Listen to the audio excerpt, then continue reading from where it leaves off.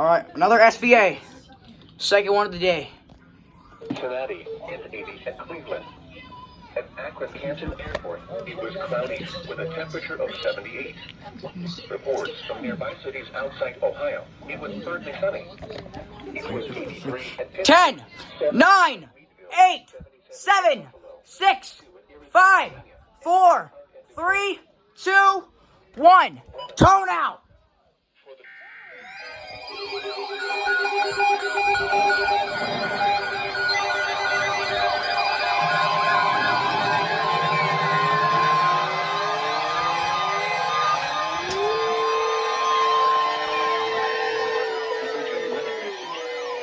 For the following counties in Pennsylvania, Lawrence and Mercer, the National Weather Service has issued severe thunderstorm watch number 191, effective until 10 p.m. Eastern Daylight Time.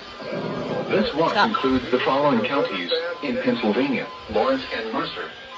Remember, a severe thunderstorm watch means the conditions are favorable for the development of severe weather, including large hail and damaging winds in and close to the watched area. While severe weather may not be imminent, persons should remain alert for weather. Oh, what the fuck?